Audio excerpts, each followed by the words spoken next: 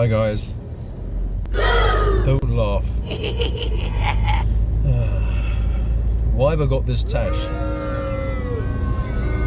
It was a disaster basically. I was growing a beard and I was growing this tash, and I wanted the tash to be slightly bigger than the beard to give that a certain look that I like. And so what happened is I thought I'll just trim the beard a little bit, and that's what I did. I trimmed it, but then I turned around the trimmer device or whatever, the extension, and I thought, let me just trim it, get a better trim, because it wasn't really trimming too much. So I was going along like this, and then I looked in the mirror. I had two chunks, like one chunk here and another chunk here of barren land. so what happened was I had two chunks missing here, and I had to just cut everything down to the same size, which left this big thing here. So hopefully these will start growing soon, and within 2 or 3 weeks it would have caught up.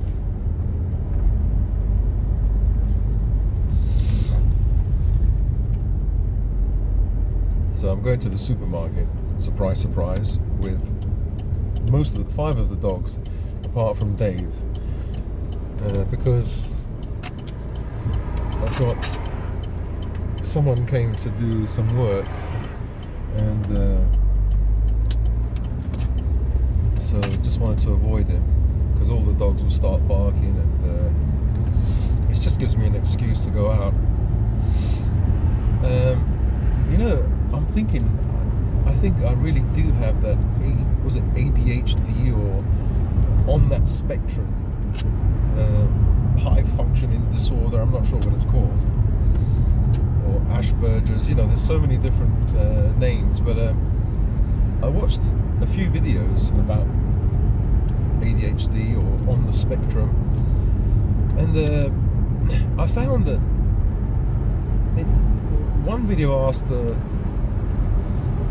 a few questions, like you should ask yourself these questions to see if you've got this problem. And I answered, like, out of 7, was it 7 or 8, I answered 90% right. Like, for example, there are quite a few things that make me think that I definitely do have this, whatever it's called, on the spectrum, ADHD or whatever. But it's not the classical, somebody who has autism, a child at school, I don't know, can't sit still or has ADHD. No. So,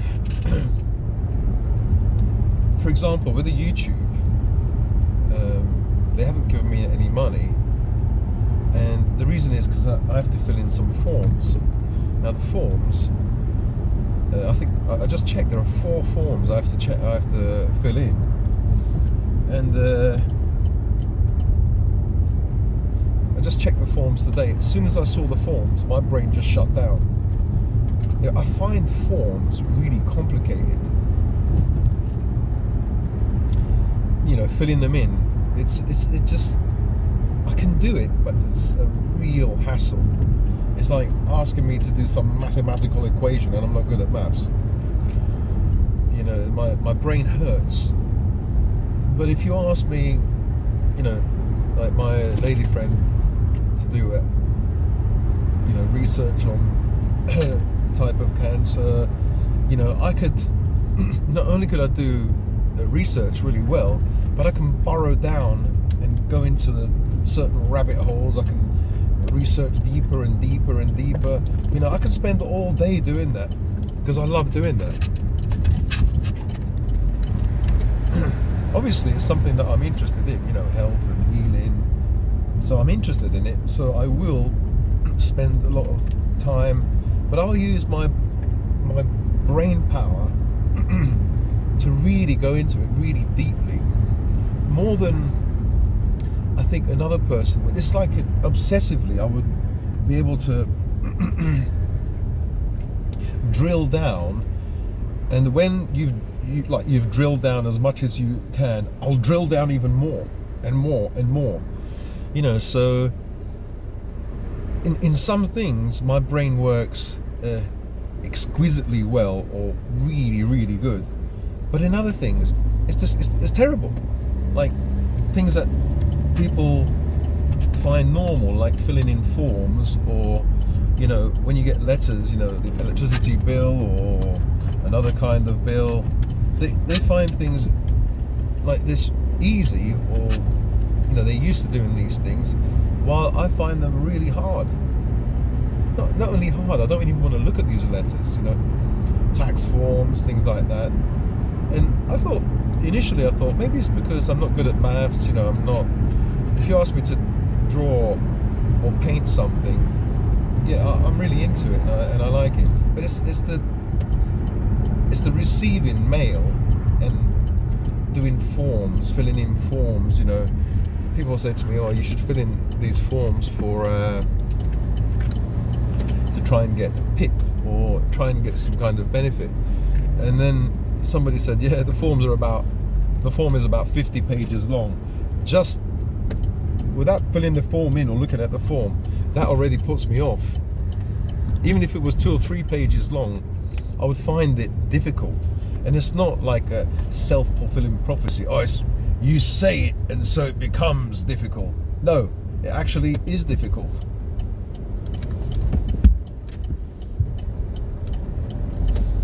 That's why I say it, because I actually find it really difficult. I wouldn't say it if I didn't find it difficult, Let me see. Car in here.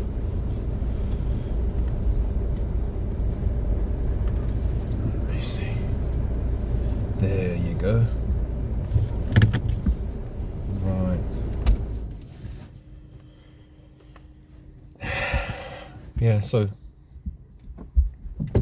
I think I have that. I don't know what it's called.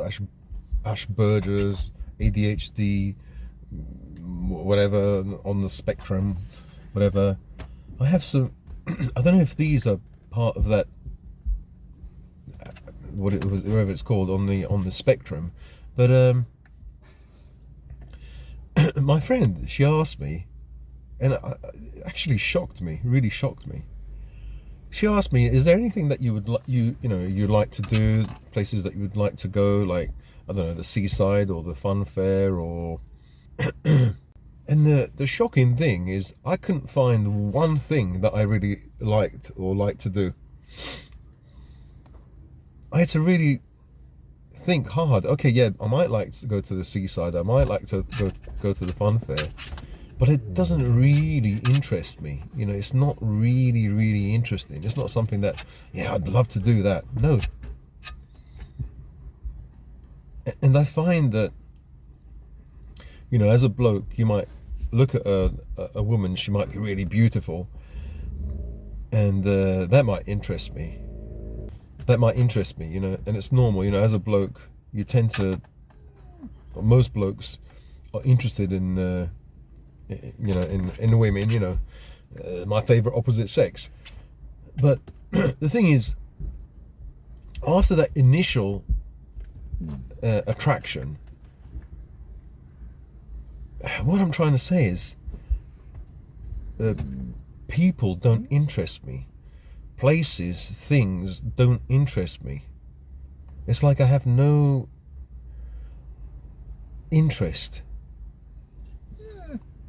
I don't find people interesting. A person might have a nice car or have a good job or do this, that, is a philosopher, is a writer, is a movie star, or nothing is really interesting for me. Nothing impresses me at all. There's nothing that would impress me. I'm just wondering. I don't have any interest for people. I don't have any interest for things. And so that kind of, if it not frightened me, it kind of, in a way, I thought, wow, I actually have no interest. Like we went out for a walk there's a river there, and she said, oh, let's go to the river. And like my brain, said, I don't want to go to a river. There's nothing interesting for me. But she's going through a hard time, so if she likes it, I'll do it. But for me personally, I don't see any point walking by a river or in the countryside. I don't get any pleasure from it. So then, as I walked with her alongside the river, I thought, it's really depressing, because all you see, the only colors that you see are grey in the sky, green, a little bit of green in the grass, brown, and the water is kind of like, I don't know, it's water, isn't it? So only a few colors. So there's only a little bit of stimulation in the brain. It's cold, a bit windy, muddy. I don't know. I just don't. Then I looked at the water and I thought, oh, it's okay, But I didn't find it exciting, and maybe that's it. Maybe, we've had so much dopamine hits, in the past. I've, always looked at my phone, text messages or messages on WhatsApp and things like that. In the past with the corn, I don't do it anymore, but that fries your brain as well. It sends your dopamine through the roof, and constantly having to, indulge, as they say. But, I watch YouTube. I can watch YouTube for hours and hours, like the whole day watching YouTube. But obviously I've got things to do, so I can't watch it. But I watch it in blocks of hours. And so that stimulates you, doesn't it? It gives you all those choices, and, you get those dopamine hits. Yeah, so maybe that's why maybe the brain doesn't find things, like you don't even see women as attractive anymore, because you've got so many choices there. Even on YouTube, you can look at certain women, like beautiful women, influencers, or you can look at videos of beautiful women, and you don't have to actually go outside. Really beautiful women, really, really nice women, and you don't even have to step outside your house. So you get that hit. You see something beautiful or see something exciting.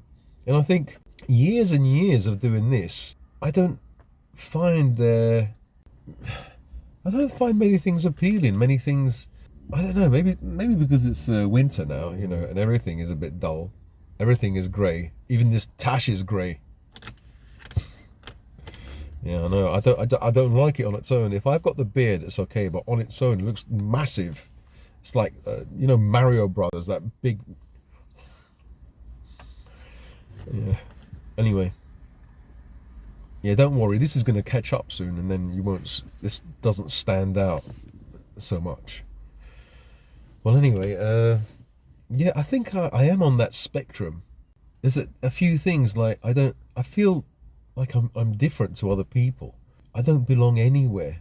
I thought maybe it's just not a race thing, not race culture thing, because when I was growing up in London, and I grew up, the Sicilian way, although I lived in London, Italian food, went to visit my uncles, aunties, cousins. I didn't have many English friends, a few, but usually I'd go to my cousins' houses, like Italian, Sicilians. Yeah, a few English friends, like one friend of mine from Mauritius. Some black friends, but they didn't really come to the house. Some black friends at school. I think because in those days there weren't that many black people, and blacks and whites you never used to see blacks and whites get together as a couple or anything like that. It was really, really rare. So growing up in that time, but our next door neighbours were black from Jamaica. They were really nice. They used to come around, and then used to have birthday parties. I used to go to their house, So they're the only black people I knew. Two boys, Wayne and Steve. And the mum and dad and the grand, they were really good, really nice. They're the reason why I supported Man United, because they liked Man United.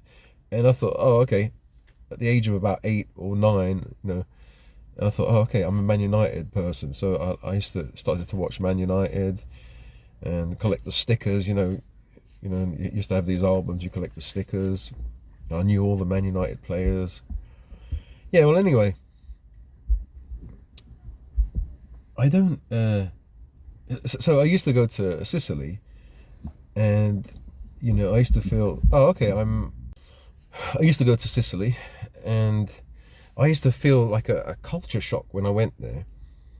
And although, I grew up as an Italian, as a Sicilian, when you go to Sicily, you're kind of an outsider, because you're not, even though you're Sicilian, you grow up in a different country, in England or Germany or whatever and so, although, your family, like, try to make you feel like part of them, but you feel, or I felt like I was in limbo.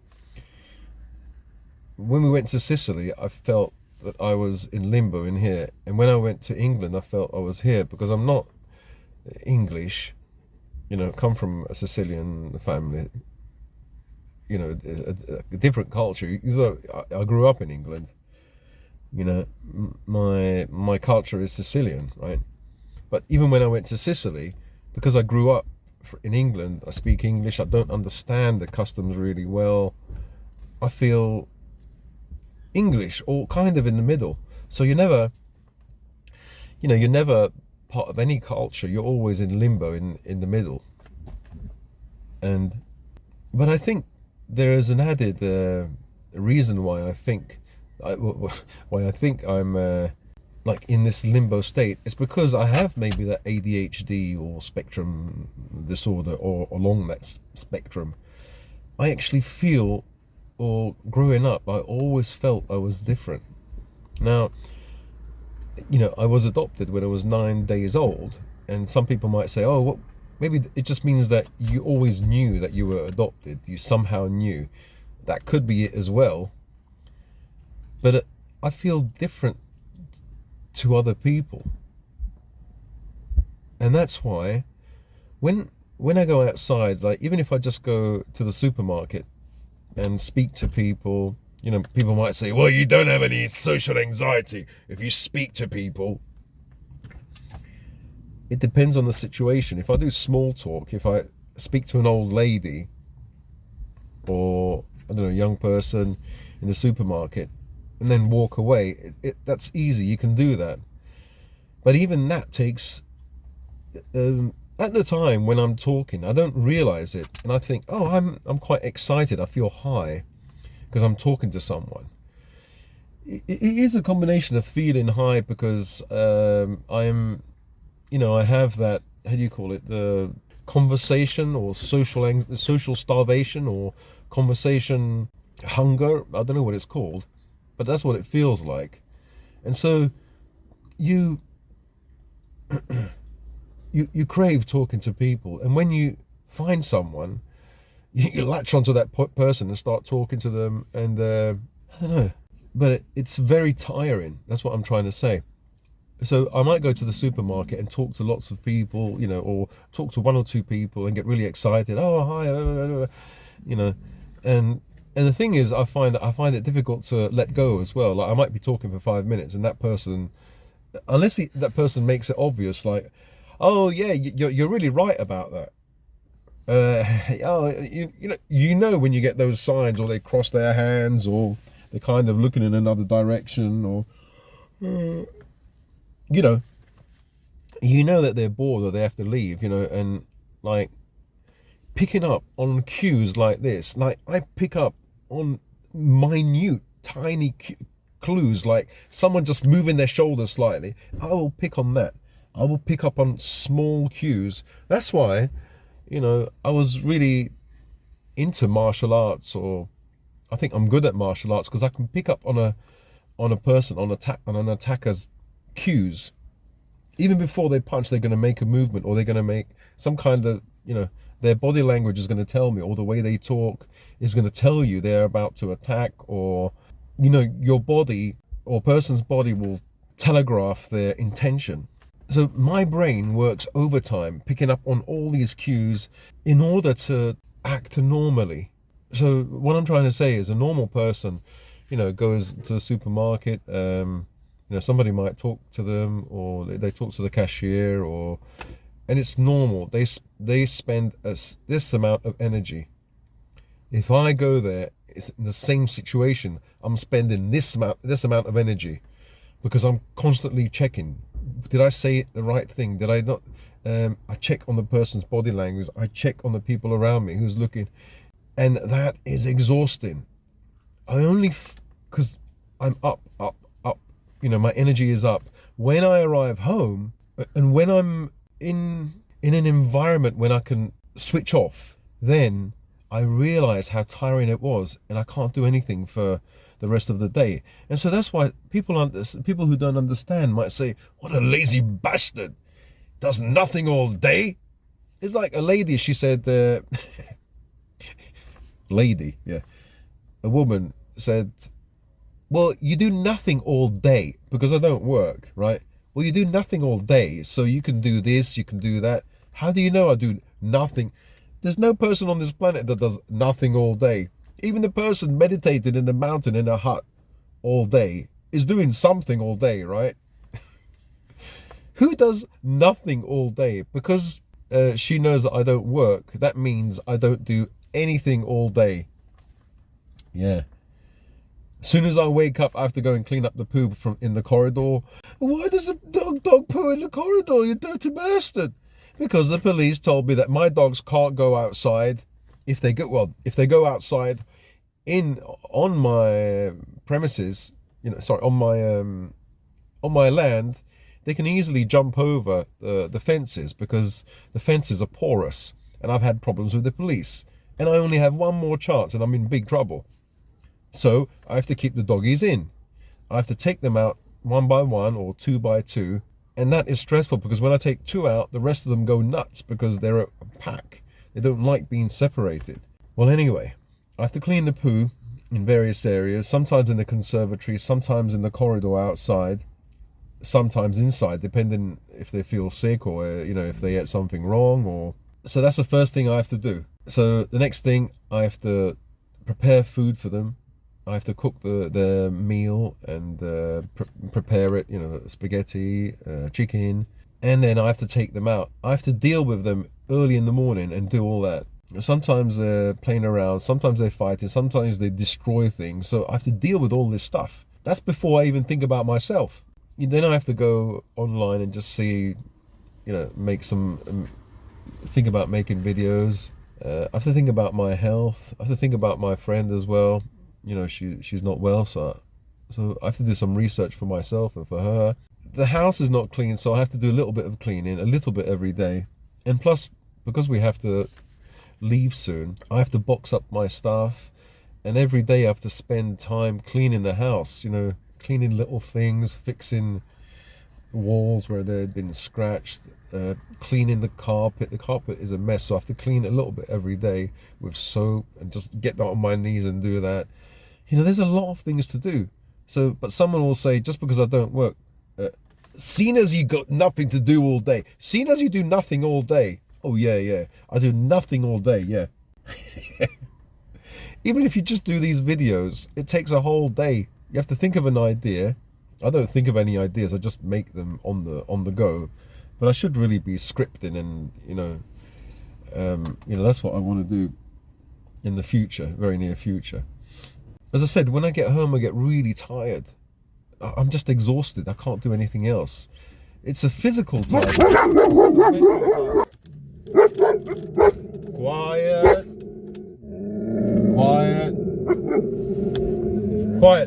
Shh. Yeah, so actually there are a few things that I've picked up from the videos that I've seen that makes me think, oh wow, I think I have this ADHD, or this spectrum disorder, whatever it's called. Judging by the way I think, the way my behavior, it just fits with a lot of what these other people are talking about. I feel I'm different. Okay, everyone feels they're different. I have, when I go outside, it requires so much energy to try and be normal. And when I come back inside, I can't do anything. I have to relax. But it's not just a physical relaxation, it's a mental relaxation. I have to lie down and recharge my batteries. And I might not be able to recharge my batteries. I might be, you imagine, you go outside, you come back, and then there's an argument at home. And so your batteries are already dead. And you go into kind of like the stress overdrive. There's so much stress that I end up having, problem palpitations, this and that. Then I feel really bad because I feel tired enough as it is, and exhausted mentally and stressed out that it's too much for me. There are other things. Yeah, like I said, some things are really, really easy for me. Some things are really, really difficult. Some basic things, like filling in forms, or when I hate it when letters arrive and I have to go through these letters. I can't keep appointments. I'm not used to keeping appointments. I'm not good at, like, when I have to fill in, when I get my medicine, I have to fill in, it's embarrassing. I have to fill in the date. And so someone might say to me, I might say, what's the day today?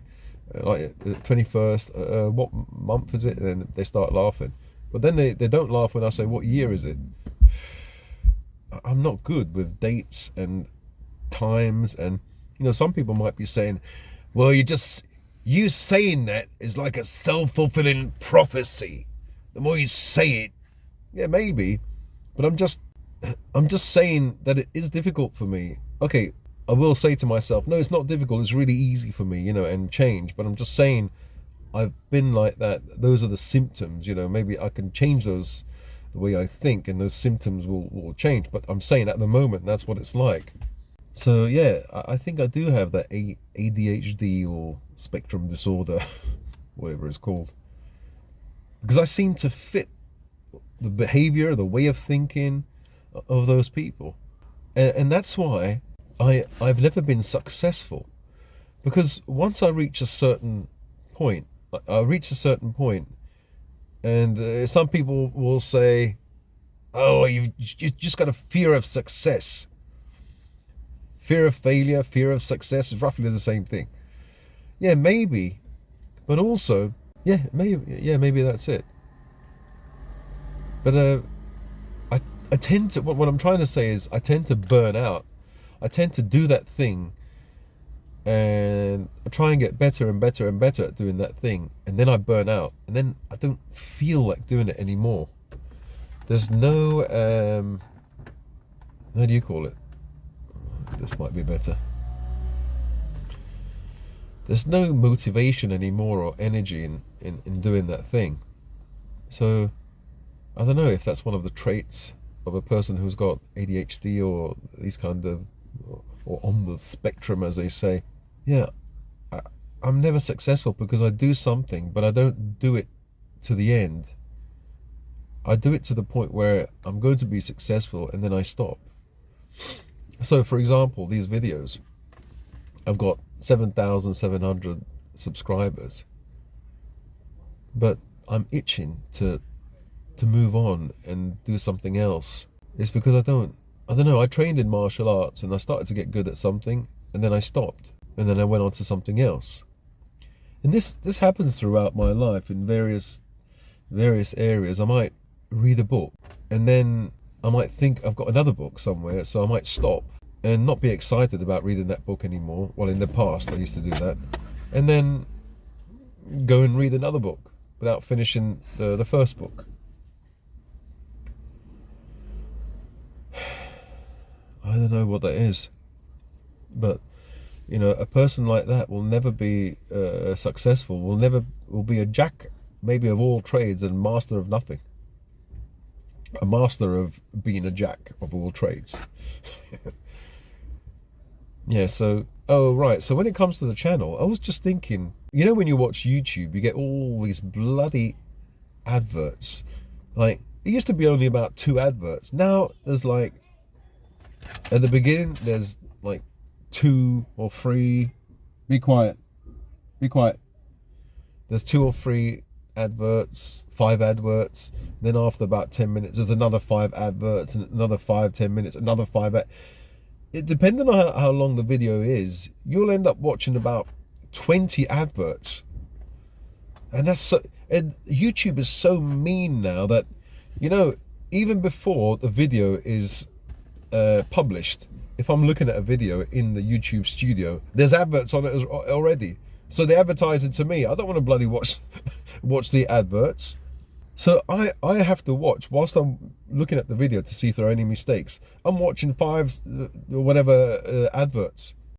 It's basically inundated with adverts now. I mean, YouTube have become so greedy. Even I have to watch adverts when I'm checking my video. That never used to happen. It's a recent thing. So I was thinking, maybe I will take adverts off and forget about AdSense, forget about making money from AdSense. Because that's how people make money, the creators. They make money off YouTube once they get, I don't know, for like 10,000 views, you might get 5 quid, 10 quid, 15 quid or whatever, depending on the subject matter. It's not a lot of money. All right, if you got 10,000 for each video, yeah, that's £5 to £10 per video. It's not a load of money. I don't know, maybe I can make it so when people watch my videos, it's even more boring. So they have to watch the video all the way through without an advert. No, but seriously, the adverts are so off-putting. When I watch something, I think, oh no, not another advert. I quickly try and press that button to skip. I hate them, those adverts. So I think everybody else must hate adverts. So if I take adverts off, that's it. I have to find another way of getting monetized, not monetized through YouTube, but monetized through another avenue. The buy me a coffee, I can do that. Or I can sell some PDFs. I can write some PDFs and sell them. Yeah, and also, as I said, I have to fill in these forms for YouTube. There's 4 forms I have to fill in, but unless someone helps me, I find it difficult. Because if you don't have the information straight away, you have to look for that information somewhere else, and that just it drains my brain. If I can't find the information, it's a real hassle. For example, I check, and so it says SciSci Limited. That's the company that I used to have, but it doesn't exist anymore. So I have to change that. My wife said, "Oh, it doesn't exist. You just change it." I said, "Oh, okay, all right then." But it doesn't give me any other option. Because it's clicked on corporation. Is it like non-profit? None of them apply to me, so I don't know what the hell I'm supposed to do. Then there's other questions like TNB. Is it some bloody code, tax code? I don't understand. So already I'm stumped, and it's a lot of hard work, just for a few quid. Because you have to fill in the tax forms for YouTube. Otherwise, they hold your money. So I made some money on YouTube, but they're holding my money. If I can't fill in the form, I haven't made any money at all. They're holding my money because of tax reasons. But I haven't made enough. Like one of the commentators, Dave, thank you, Dave, said I have to earn 12,000. I haven't even earned 1,200, let alone 12,000. But still, they will withhold that money, and make money from interest if you don't fill in all the forms. I don't know, for a year or whatever. So I have to fill them in before the end of the year. I don't know if I'll make it, but yeah, if they give me any problems, then I'll just take the ads off, so people won't see any ads, and that'll be good for viewers who watch, because they won't see any ads, because people get peed off having to watch ads. So anyway, yeah, that was my talk today about ADHD and the spectrum, being on the spectrum, Asperger's and all that stuff. I might be on that spectrum. Other people have commented and have said, certain people who don't understand, they'll say, "Oh, you lazy so-and-so. Why don't you get a job? What?" But I think others who are more in tune with mental health problems and have more knowledge than I have mentioned that a few times, that I could have this ADHD. And I've looked into it and I think I do. I seem to tick a lot of those boxes. And I think there's a crossover, isn't there? Another person was talking about, you're a highly sensitive person. I thought, what are they talking about? So I looked at it was a form online or a list, and it was about 30 different things. I ticked like 29. So I'm a highly sensitive person. I've got ADHD. I've got depression, anxiety. A person can have multiple problems, I suppose. I'm an introvert, social anxiety, thanatophobia, whatever, fear of death, fear of heights. What the hell? Another person said, I've never known anybody to have all these food intolerances, as if, maybe I've made a mistake. No, you can have histamine intolerance. You can have gluten intolerance. Everybody knows about that. Gluten is like, what is it? Barley wheat? But anyway, I think there's 5 different glutens. You can be not allergic, but have an intolerance to dairy. And I do have all these intolerances, And for someone to say, well, how can you have all these intolerances? Well, believe me, you can. The reason why I have all these intolerances is because I've taken a PPI, which is a acid reflux medication, for 30 years. And so that's affected, I was going to say downhill, that's affected downstream my my digestive system. And so I think I've explained in other videos how that works. So anyway, there's no light here anymore, so I better go now, and I'll speak to you guys in another video. Sorry about this tash. Oh my goodness. Yeah, I'll speak to you guys later. Love yourself as always. Yeah, what do you think about not seeing any adverts in my videos? It would be good, wouldn't it? Because then, if you like listening to what I have to say, at least there's no jarring advert in the middle of the video or along the video. I won't make any money, but I'll find other ways to make money. Donations, yeah. Then people can donate if they want through Buy Me a Coffee, or there is another one called Coffee. So I'll see. But I can actually sell things like PDFs, t-shirts, things like that. Yeah, I'll find a way, don't worry. I'll speak to you guys later. Bye. Don't you tell us so how you actually feel. If you do, then I'll cut you right at the heel, and it hurts. No one can save you. It's all on your mind to change too. And baby, you can really try if you climb your way up. Do it on your own when you're shit out of luck. Nobody will help if you're flying too close to the sun.